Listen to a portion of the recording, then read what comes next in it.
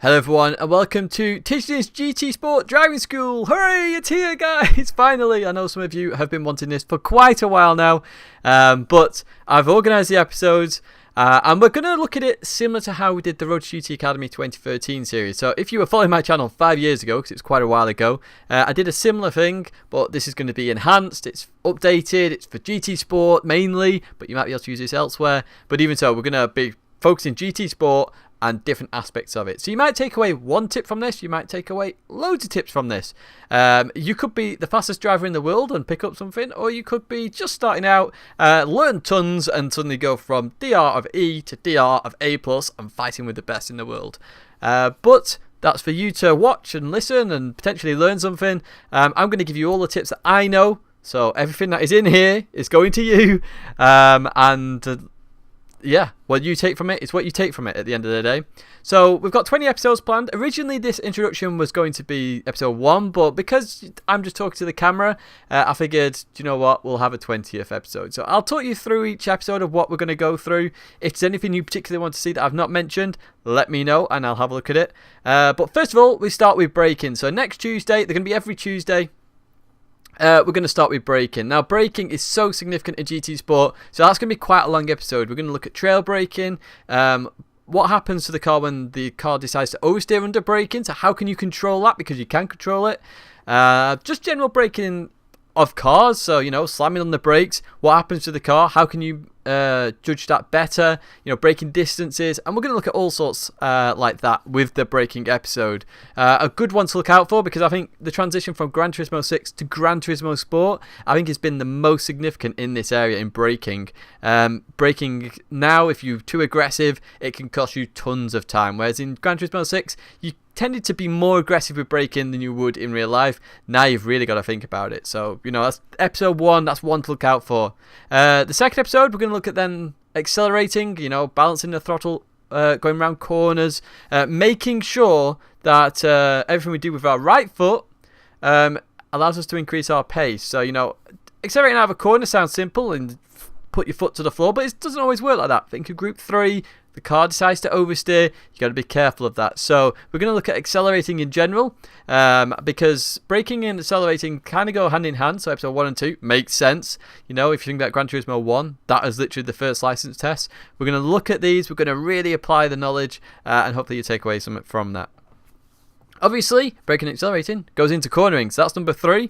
We'll look at different types of corners, what you might want to do, the apexes of corners. So, you know, like Catalonia turn 3, that is quite a significant corner in terms of the way you go round. It's very unique to Catalonia, there's not many corners like that. You may have sharp hairpins, we've got chicanes, fast flowing S's as well that we will look at. So how do you take each corner? How do you apply the first 2 episodes to this one? That is what we'll sort of look at. And then we go into sort of weight distribution and weight transfer. You know, I mentioned chicanes. That's left and right. The weight of the car is going to shift. Now in GT Sport, the weight is significant in the car. And you can control this quite easily using different techniques. So we're going to look at how the weight distribution is in different cars. So, you know, front engine, rear wheel drive, mid-engine, rear-wheel drive, different cars and how the weight transfers and affects the car. And then how you can control that transfer. How doing different things potentially can allow you to move the weight in as an advantage rather than a disadvantage that you might experience. So obviously I mentioned about like oversteer and stuff like that with the weight transfer. That's in episode number 5. So we're going to look at understeer, oversteer, and catching cars as well. And that was a request when I said I'd initially confirm the ideas. So because I can catch cars quite quickly, but that's through eyesight and stuff. So we'll look at oversteer, because obviously a lot of the time you're catching a car from oversteer. So that is sort of mixed in together. We've got understeer in there as well, because you have to control some understeer. If you get given a front wheel drive car, you're going to have to control that understeer. There's understeer when the tyres are worn as well. So we'll look at how you can control understeer, how you can control oversteer, and how to catch cars generally in that episode. We then go to consistency. Obviously we don't want a lot of oversteering consistency. We don't want understeer either, but obviously the more understeer your car is, the more understeer to oversteer. In terms of consistency, you want more understeer to get the consistency. But we'll look at that in general on how consistency can help improve your race pace, but consistency can help improve your fast laps. I mean, if you look at it this way, If you are consistent on the track, you can then start to push the braking distances 5-10 meters forward, and then focus on individual sectors, because then you know you're improving all the time. So we will look at consistency. Consistency and speed go hand in hand, and we will look at that. We then go into qualifying and pole position. Again, I've just mentioned speed. Well, we're going to look at the qualifying session in general here. So we've got usually 10 minutes on a qualifying session. So how to spread the time in that 10 minutes to get the best out of qualifying and try and get pole position, or at least as far up the grid as you possibly can. We then go to overtaking and defending. So episodes 8 and 9. Now, this is interesting in the fact that overtaking is probably my greatest weakness. Not the fact that I can't do it. You've seen many overtakes on stream, but I'm not aggressive enough at the moment. So we will look at that. We'll look at my weaknesses and how we can improve that. But we are going to look at overtaking, how to set up an opponent, perhaps look at the track. Where can I overtake? Where's the best place to overtake? Perhaps go for an unusual overtake, because that's quite not a common thing to happen, is to go for an unusual overtake. So somebody's not prepared for that overtake, and you can potentially gain positions that way. And then defending obviously is the opposite of that. How can you defend against somebody who is attacking you? And then obviously you got the in-between, where you're potentially attacking and defending, which is very difficult, but we'll look at that as well. We then go into episode number 10, which is psychology. Now, this is all about, understanding your mindset and other people's mindsets. Are you actually going to use psychology to sort of like get at an opponent a little bit? It's your own psychology as well, looking at the lobby and going, ooh, that guy's fast, that guy's fast. Trying to make it so it's positive, not negative, because psychology does have an impact in racing, and you've got to keep that in mind. So we will look at that in that episode. We then go to the competition. So as I've just mentioned, looking at competitors and stuff, but rather than psychology part of it, is to actually look and understand where you fit in the lobby. So with the matchmaking system, you may just get into that top split, be in that 15th, 16th, 17th position. And then at that point, you are actually looking at the competition and going, well, if I get above 15th, I'm doing really well here.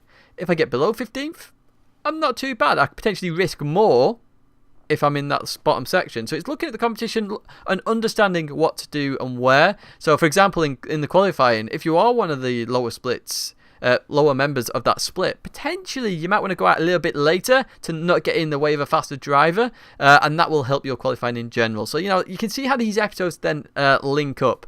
We then have race preparation, which speaks for itself. How do you prep for a race?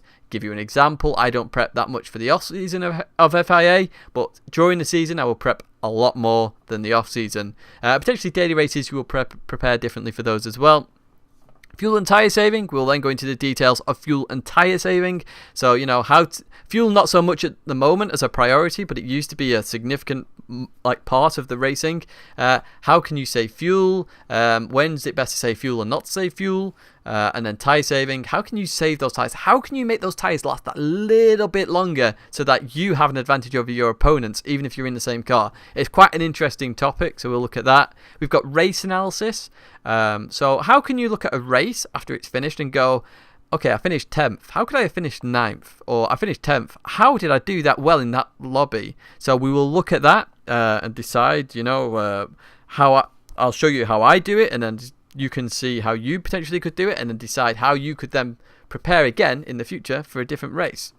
We'll look at driver analysis. So we've done this before on the channel when we looked at Foveras on one particular race and how he fuel saved so well.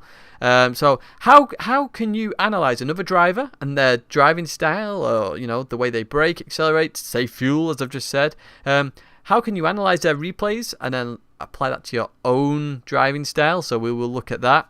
I then go into live events and competitions, which is a bit less significant to quite a few people. But remember, I'm not just talking about competitions like the FIA World Championships or anything like that. I mean, even just going to your local motor show and there's a driving sim there, perhaps you want to prepare for that to try and win some free stuff.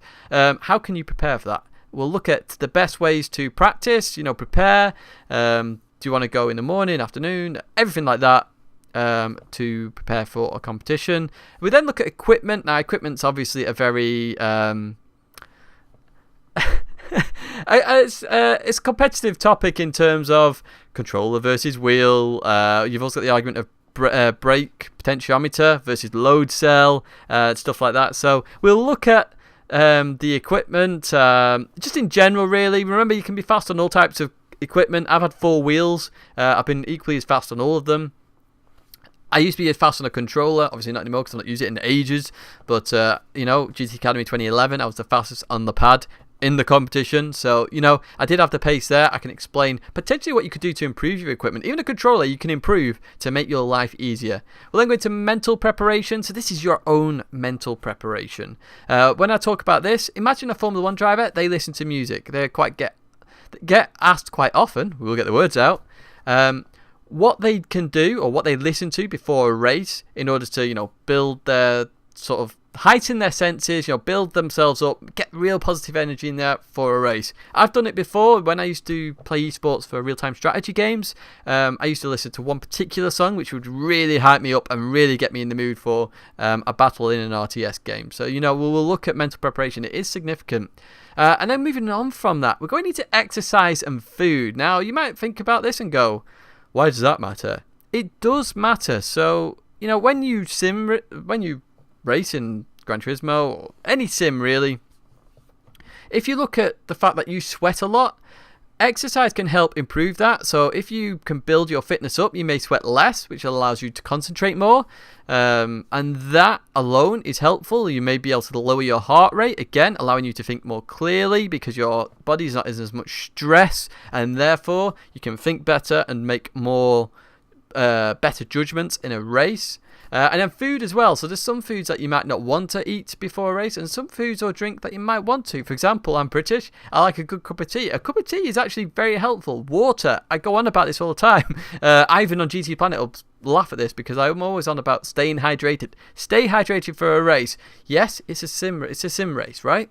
But even so, you need to be hydrated. That allows you to concentrate and focus and make proper judgments. So we will look at that in its own separate episode. And then finally, we're going to finish on a test that you can do, a lap that you could do, that then I could then look at, review, and maybe help you, like specific areas. So it'll be a very easy test. I've got one in mind that we can use, which applies most of the things we have there in terms of the actual game, that we can then look at and then say, okay, you need to do this to improve.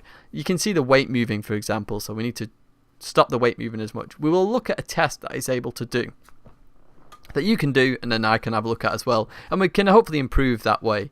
So they're the 20 episodes I've got in mind. Hopefully I've not talked too quickly through that. I didn't want this video to go on for 40 minutes because obviously then I'm going into the topics, and I just wanted to briefly cover each topic.